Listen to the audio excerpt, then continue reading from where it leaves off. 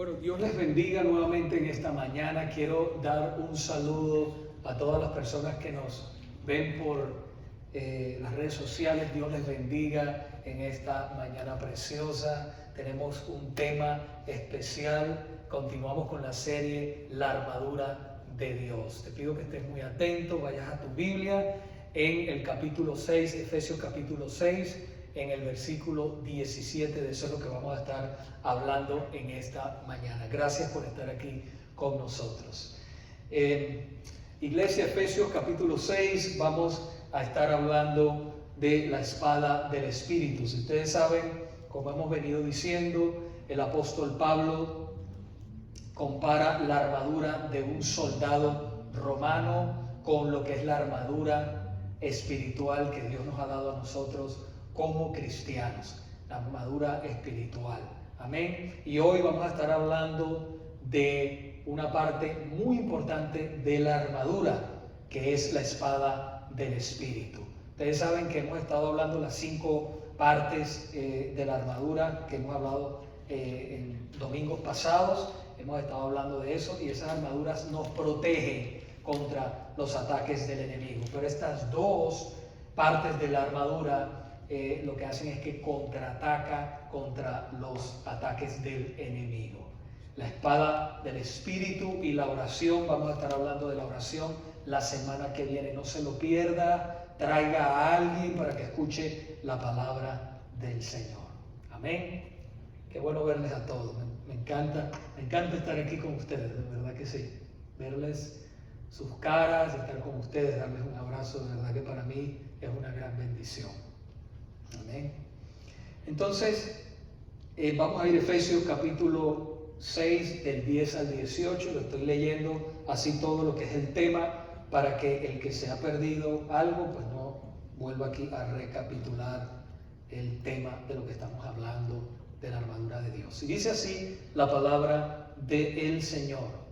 Efesios capítulo 6, del 10 al 18. Estoy leyendo de la Nueva Traducción Viviente esta vez. Ustedes saben que yo uso la Biblia de las Américas, la Nueva Biblia de las Américas, pero también uso la Nueva Traducción Viviente. Entonces dice así la palabra del Señor. Sean fuertes en el Señor y en su gran poder. Pónganse toda la armadura de Dios para poder mantenerse firmes contra todas las estrategias del diablo, pues no luchamos contra enemigos de carne y hueso, sino contra gobernadores malignos y autoridades del mundo invisible, contra fuerzas poderosas de este mundo tenebroso y contra espíritus malignos en los lugares celestiales. Por lo tanto, pónganse todas las piezas de la armadura de Dios para poder resistir al enemigo en el tiempo del mal. Así, después de la batalla, todavía seguirán de pie firmes. Defiendan su posición poniéndose el cinturón de la verdad, la coraza de la justicia de Dios. Pónganse como calzado la paz que proviene de la buena noticia, a fin de estar completamente preparados. Además de todo eso, levanten el escudo de la fe para detener las flechas encendidas del diablo. Pónganse la salvación como casco y tomen la espada del Espíritu, la cual es la palabra de Dios. Oren en el Espíritu en todo momento y en toda ocasión. Manténganse alerta y sean persistentes en sus oraciones por todos los creyentes en todas partes. El domingo pasado, si ustedes recuerdan, los que estuvieron aquí, si no pudieron estar, vaya al canal y ahí está, hablamos del tema de la seguridad eterna. Ese era el tema y ahí pudimos aprender cosas, ahí aprendimos que los que hemos sido verdaderamente salvados por Dios, nunca perderemos la salvación de nuestras almas. Pero escuchen, los que verdaderamente hemos sido salvos por el Señor. Aprendimos que los verdaderos hijos de Dios desearán complacer en todo momento al Señor, así ellos no sean perfectos. Pero la intención de su corazón siempre será agradar a Dios. No sé si a usted le ha pasado que cuando usted le falla al Señor, ahí en ese mismo momento usted le está pidiendo perdón en su mente. Dios mío, perdóname por esto que hice. Perdóname porque le grité a mi hijo, a mi hija, a mi esposo, a mi novio, lo que sea, ¿verdad? Estamos siempre con eso. ¿Por qué? Porque yo le digo la campana, ¿verdad? La campana del alma, el Espíritu Santo te alerta cuando tú estás haciendo algo que a Dios no le agrada. Eso es hermoso, amén. Pero también hablamos que, por el contrario, los que no son hijos de Dios y que piensan que lo son, producirán siempre los deseos del enemigo o harán las obras del enemigo tarde o temprano. Siempre. Eso va a ser así. Se complacen en hacer las cosas que a Dios no les agrada. Pero hoy continuaremos con el resto del versículo 17. Si por favor me puedes poner versículo 17 para hablar de otra parte importante de la armadura, como lo es la espada del Espíritu, que no es otra cosa que la poderosa palabra de Dios. Efesios capítulo 6, versículo 17 continúa diciendo: y tomen la espada del Espíritu, la cual es la palabra de Dios. O sea, que la espada del Espíritu es la palabra de Dios. Amén. Oremos por esta palabra. Señor, te damos gracias una vez más y presentamos, Señor, esta predicación delante de tus manos. Prepara la tierra de nuestros corazones, Señor, para que no solamente la recibamos, seamos transformados, pero también pongamos en práctica tu palabra. En el nombre poderoso de Jesús. Y toda la iglesia dice amén, amén. Hoy comenzamos a hablar de las dos piezas, de una de las dos piezas de la armadura que sirve, como les decía a ustedes, para defendernos, para contraatacar contra todas las acechanzas del enemigo, los ataques del enemigo. Todas las piezas anteriores nos sirven para protegernos, pero estas dos piezas, lo que es la espada del Espíritu y la oración, nos sirven a nosotros como defensa. Porque ¿qué va a hacer usted con recibir golpes y golpes y golpes sin defenderse? ¿Verdad? ¿Usted quiere defenderse o no? Usted quiere defenderse.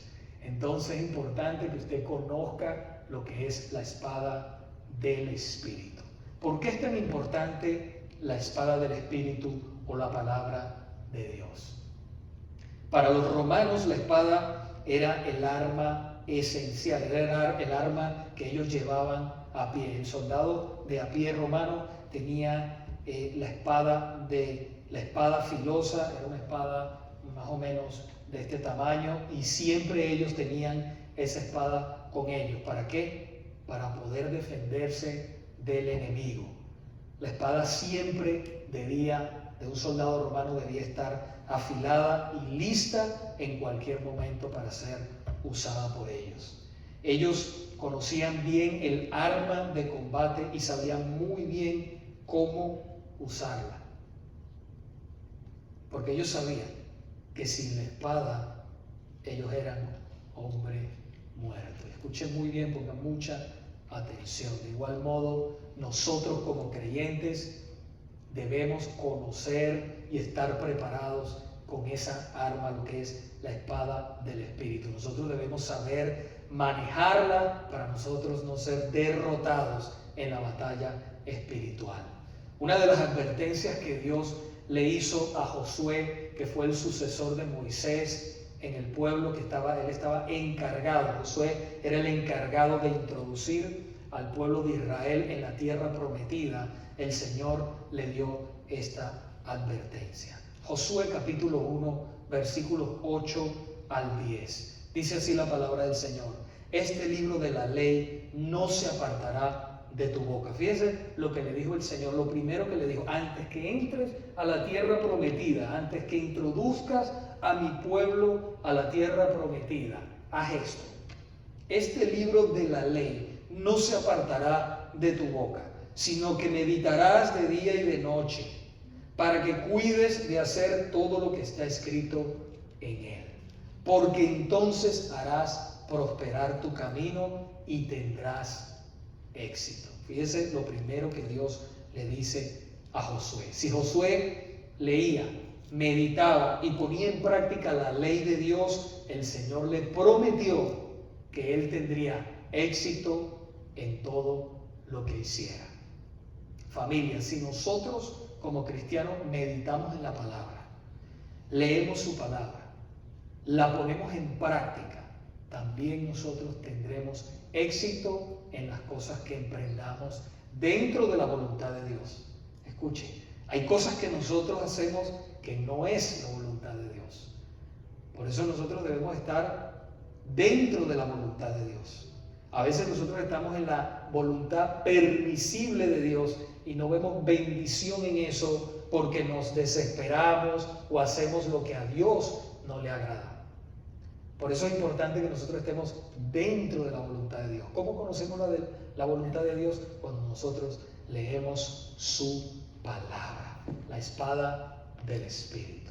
Cuando nosotros tenemos esta palabra en nuestras mentes y en nuestros corazones, entonces todo lo que nosotros emprendamos conforme a su voluntad, Él tendremos éxito, Él nos dará éxito en lo que hacemos. No debemos interpretar la mayoría de los problemas que nosotros a veces enfrentamos como creyentes, se debe a la desobediencia a Dios. Nosotros no debemos interpretar las Escrituras a nuestra manera. De eso nosotros hablábamos en la clase, en el estudio bíblico de hoy. Hoy comenzamos el estudio bíblico y hablábamos de lo que es también interpretar la Biblia a nuestra manera, sino que nosotros debemos interpretar la palabra del Señor a la manera de Él. La Biblia se interpreta ella misma. Nosotros no tenemos que interpretarla ni tergiversarla para acomodarla a nuestros deseos. Eso está mal, es un pecado y es también peligroso. Si nosotros estamos enfrentando cosas difíciles, a veces el Señor permite que vengan pruebas a nuestras vidas para formar nuestros corazones, pero nosotros tenemos que cerciorarnos si esa prueba que nosotros estamos enfrentando viene de parte de Dios o es porque nosotros estamos fuera de la voluntad de Dios. Entonces es importante que nosotros sepamos eso. Amén.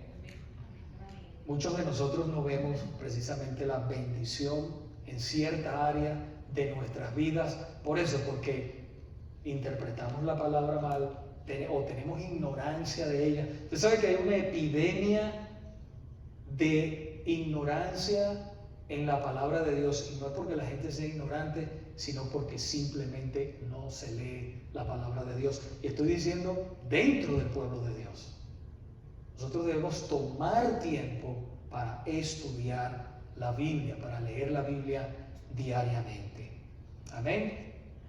Debemos entender que la obediencia a medias es desobediencia.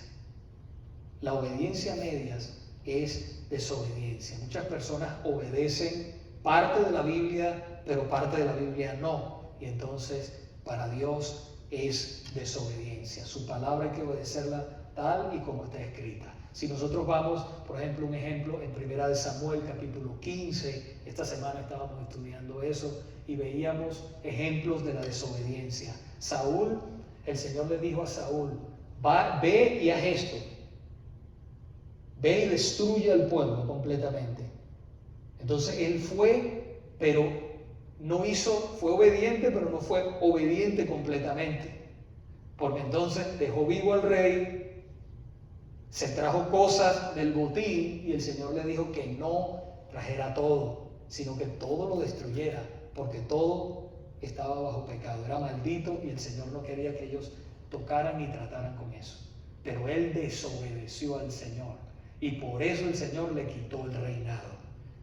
¿Por qué? Porque entonces él después le dijo al profeta, pero es que yo obedecí al Señor, y el profeta le dijo, no, tú desobedeciste. Así que la conclusión es que la obediencia a medias es todavía desobediencia para Dios. ¿Okay?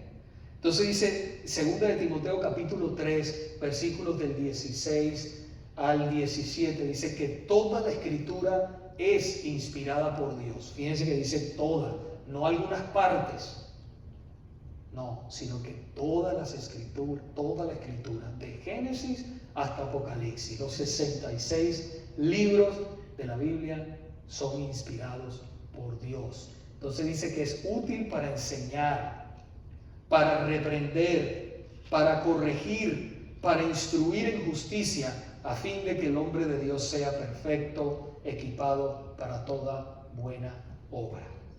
El Señor, al que toma por hijo o por hija, lo disciplina, dice la palabra. A veces la disciplina no es agradable, ¿verdad que sí? Hay cosas que de repente yo he dicho desde aquí, desde el púlpito, que no son agradables. Pero si nosotros somos humildes y abrimos nuestros corazones, dejamos que el Señor obre en nosotros, Él nos cambia. Y nos cambia para nuestro bien. Y ustedes se dan cuenta después, Señor, gracias por esa palabra, porque nos ha transformado. Me ha hecho bien no solamente a mí, sino también a mi familia. Entonces, así es el Señor. El Señor es hermoso, el Señor nos disciplina también y nos corrige para que entremos por el camino. Es importante decir que nosotros somos el pueblo del libro. Y quiero que atienda muy bien esto. Nosotros somos el pueblo del libro. Las Sagradas Escrituras han sido, son y serán lo más importante en la vida de la iglesia.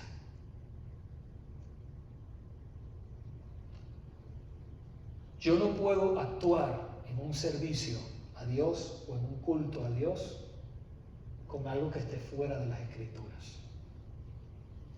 Si nosotros somos el pueblo del libro, de la Biblia, yo tengo que hacer silencio donde la Biblia hace silencio y hablar donde la Biblia habla.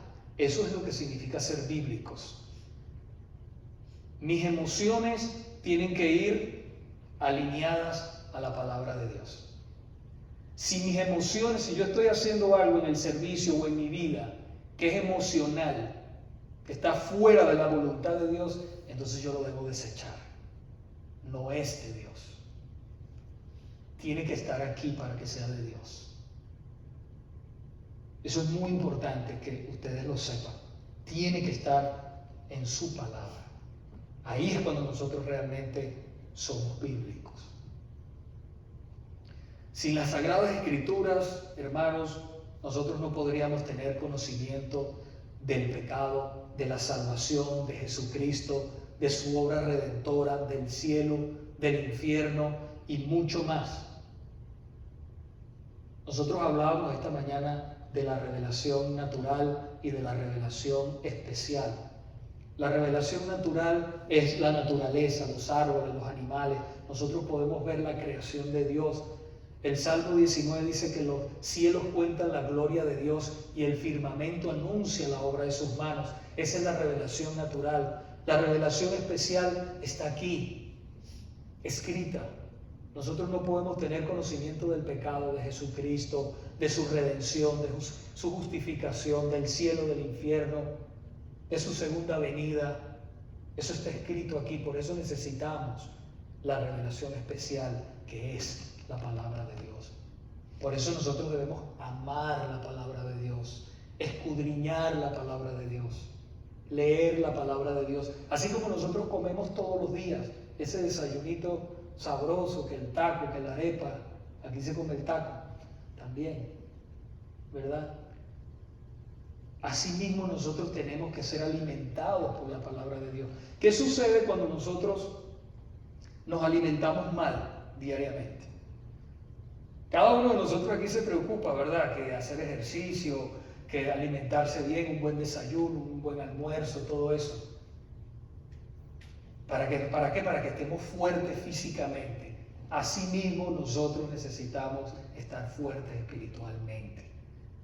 Tenemos que hacer un buen desayuno espiritual, un buen almuerzo espiritual y una buena cena espiritual. Usted sabe lo que yo acostumbro a hacer antes de irme, aparte de que estudio la palabra de Dios, ¿verdad? Pero a mí me gusta que pensamiento sea una palabra de Dios antes de acostarme. Señor, yo sé que el mundo está al revés, yo sé que están pasando tantas cosas difíciles, pero yo confío en ti y en lo que dice tu palabra. Yo me paro en tu palabra y confío en ti, no en lo que dice el hombre, sino en lo que dices tú en tu palabra. Porque el Señor dice que los cielos y la tierra pasarán, pero su palabra no pasará. Se cumple, se ha cumplido y se cumplirá. Amén. Ese es el poder de la palabra de Dios. Qué hermoso. Sin la Biblia no hubiera cristianismo. Estuviéramos nosotros perdidos. Sin ella estuviéramos en oscuridad. Ustedes se acuerdan, si usted estudia un poco la historia, nosotros vivimos 1000 y pico de años en oscuridad. ¿Por qué? Porque la iglesia que reinaba en ese momento tenía las Sagradas Escrituras, pero no se las daban al pueblo. Manipulaban al pueblo. El pueblo estaba en oscuridad. Pero gracias al Señor que se levantaron hombres como Martín Lutero y como otros que hicieron la traducción de la Biblia en el idioma vernáculo, en el idioma del pueblo. Y de esa manera nosotros hoy en día le damos gracias a Dios por hombres como ellos, que nosotros podemos tener las Sagradas Escrituras en nuestro idioma. Qué tremendo es eso, ¿verdad? Ya no hay excusa para vivir en oscuridad. Ahora tenemos la luz, ¿verdad? Es la palabra de Dios. Que es mi intención que usted ame la palabra de Dios. Que la ame, que la tenga en el teléfono, que la tenga en el cuarto, que la tenga en la sala, que se guíe por ella, que viva por ella. Es más, le voy a decir algo más. Dios, cuando estemos en la presencia de Él, nos va a juzgar por la palabra, por su palabra. Él no nos va a juzgar por otra cosa, sino por su palabra. Amén. Qué hermoso es el Señor. Fíjense que el apóstol Pablo le dice a Timoteo: procura con diligencia presentarte a Dios aprobado, como obrero que no tiene de a qué avergonzarse, sino que usa con precisión la palabra de Dios. Que usa la palabra con precisión. O sea, le decía, prepárate. Prepárate para que puedas ser usado, para que puedas usar la palabra con precisión. O sea, no es el trabajo simplemente del pastor, de los líderes prepararse de la iglesia, sino que todo cristiano tiene esa responsabilidad de estar preparado. Ahora, ¿cómo nosotros podemos usar la palabra de Dios o la espada del Espíritu? El mejor ejemplo lo vemos en Mateo capítulo 4, versículos del 4 al 11, cuando el Señor, y no se pierda esto, cuando el Señor tuvo ese encuentro con Satanás. No sé si ustedes se acuerdan, Mateo capítulo 4, versículo del 4 al 11, dice que entonces Jesús fue llevado por el Espíritu al desierto para ser tentado por el diablo. Después de haber ayunado nuestro Señor 40 días y 40 noches, entonces dice la palabra de Dios que Él tuvo hambre. Y acercándose el tentador, ustedes saben que el enemigo es el tentador.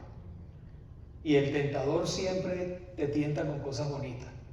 No crea que el enemigo se le va a aparecer con alguien feo, algo como lo pintan en los tiempos medievales, que con un cacho, con una cola, o que algo feo. No, porque usted naturalmente va a rechazar eso, ¿verdad?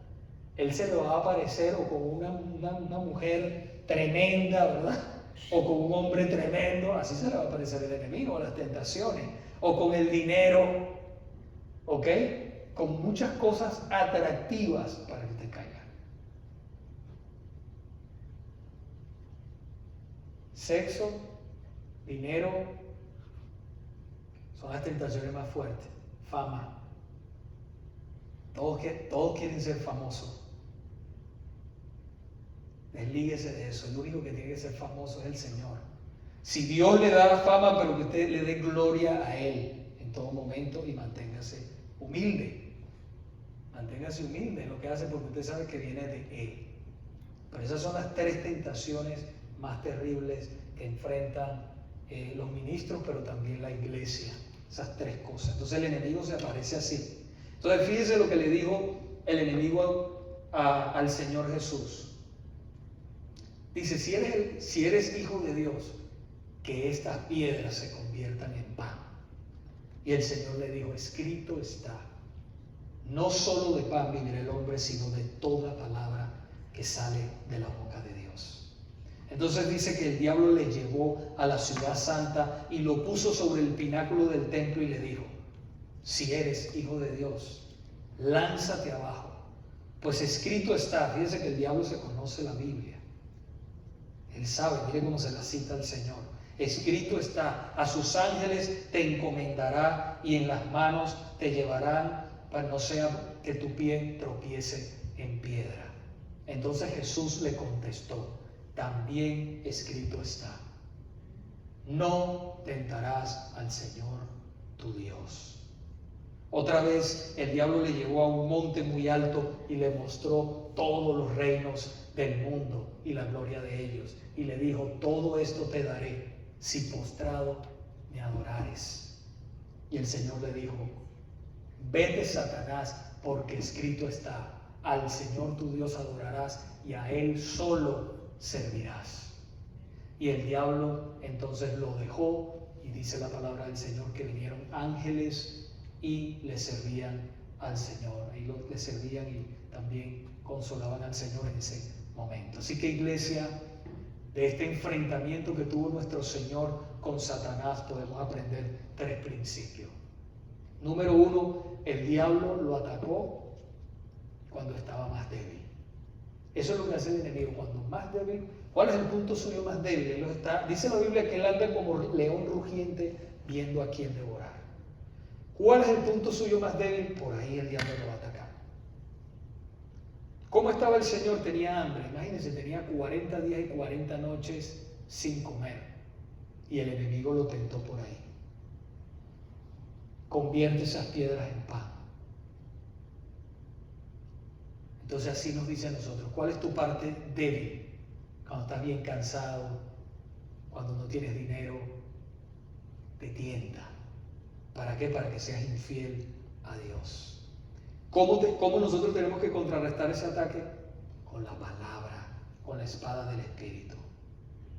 Otra cosa que el diablo, otro principio es que el diablo lo tentó con el suicidio. Es que les dijo, lánzate de ahí arriba, porque los ángeles te van a agarrar para que tu pie no tropiece. ¿Cuántas personas hoy en día nosotros recibimos llamadas? Una persona esta semana que tenía pensamientos de suicidio y todas esas cosas. Qué duro. Muchos jóvenes, gente de todas las edades, es tentada con el suicidio. Entonces hay que tener cuidado con eso. ¿Por qué? El suicidio no es de Dios. El enemigo quiere que te suicides. Pero el Señor, ¿cómo contrarrestó eso? Con la palabra. Con la palabra. Solamente al Señor servirás. Solamente a Él. Otro principio es que el diablo lo tentó ofreciéndole la vanidad de este mundo a cambio de que el Señor lo adorara. ¿Cuántas personas no le venden hasta su alma al diablo? Por riquezas, por poder. Y abandonan al Señor y le venden su alma al enemigo. Y de esa manera lo están adorando. Entonces, ¿qué podemos nosotros aprender aquí? Las mismas tácticas que el enemigo usaba antes las está usando hoy en día. Es lo mismo. ¿Qué nosotros podemos aprender aquí? Que necesitamos, igual que Jesús, la palabra de Dios para poder contrarrestar los ataques del enemigo. Necesitamos la palabra de Dios. Una de las fallas más grandes que tiene la iglesia de hoy es que la gran mayoría no conoce la palabra del Señor, no la estudia y por eso precisamente se convierten en cristianos muertos espiritualmente. Si hoy yo quiero que usted salga de aquí, es con la convicción en su corazón de que usted necesita leer la palabra de Dios, así como necesita tomar agua, comer, usted necesita la palabra de Dios, porque lo primero que dijo el Señor, ya lo leímos, no solo de pan vivirá el hombre, sino de toda palabra que sale de la boca de Dios. ¿Qué efectos tiene la palabra de Dios? La Biblia muy claro lo dice en Hebreos capítulo 4, versículo 12, porque la palabra de Dios es viva y eficaz, y es más cortante que espada de dos filos, que penetra hasta partir el alma, discierne los malos pensamientos y las intenciones del corazón. Eso hace la palabra de Dios. No hay nada ni nadie en este mundo que tenga más poder que Dios y que su palabra, porque ella se cumple no a veces, sino siempre. Ella es la única que puede libertar y traer conocimiento de la verdad a los perdidos. Es la única. Ella es la única que puede verdaderamente traer esperanza en la angustia. Ella es la única que puede realmente levantar al afligido, a la persona deprimida, la puede sanar totalmente. Las personas ansiosas, hoy en día las personas están muy ansiosas. No sé si a usted le ha pasado eso, pero yo me acuerdo hace años atrás, yo decía, Dios mío, ya tengo 30 y algo de años y no he hecho esto, no he comprado esto, no tengo esto. Y me entraba una ansiedad por esto, por lo otro, por hacer esto. Pero al final, ¿qué? ¿Para qué me preocupé tanto si Dios tiene mi camino? No estoy diciéndole que no trabaje, que no haga las cosas que Dios ha puesto en su corazón, pero vaya al ritmo de Dios. Que Él vaya adelante. Señor, yo te presento esto, este trabajo, esto que voy a hacer. Yo te pido que tú me ayudes. Esta carrera que estoy estudiando, ayúdame, Señor. Es tu voluntad. Porque Dios te ha creado con dones y talentos que tú tienes especial para eso. Y nada de lo que estamos haciendo aquí es insignificante. Escuchen, nosotros todos que hemos venido como inmigrantes y que tal vez estudiamos una carrera en nuestros países y hoy estamos aquí haciendo otra cosa, no se preocupe, no se angustie, para Dios todo es importante. Reciba lo que está haciendo con fe, con alegría, con gozo, porque es Dios el que lo trajo para algo. Lo más importante es su relación con Él y que usted haga la voluntad de Dios en todo momento. Amén. Amén. Qué hermoso es el Señor. Es el único. Gloria a Dios. Quisiera concluir en esta mañana con el testimonio del apóstol Pablo. Yo no sé si ustedes se saben el testimonio, han leído del apóstol Pablo, que se encuentra en Hechos, capítulo 9, del versículo 1 al 19. Dice la palabra de Dios que el apóstol Pablo, él era un hombre terrible. Él era un hombre, primeramente un hombre muy preparado. Cuenta la historia que él tenía, si pudiéramos calcularlo hoy en día, tendría 2 doctorados. Una persona muy preparada. Y era no solamente eso que era preparado, sino que él era uno de los líderes de la religión más importante en aquella época, los fariseos.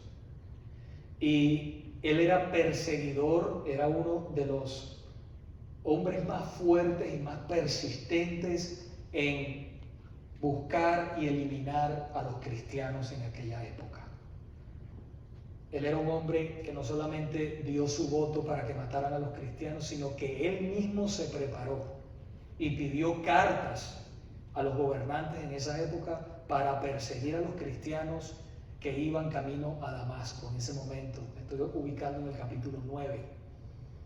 Y dice la palabra que cuando él iba a buscar a los cristianos, esa era su misión, iba con guardias, iba con gente y con la autoridad. Dice que de repente vio una luz en el camino. Dice que esa luz lo tiró en el suelo y lo dejó ciego completamente.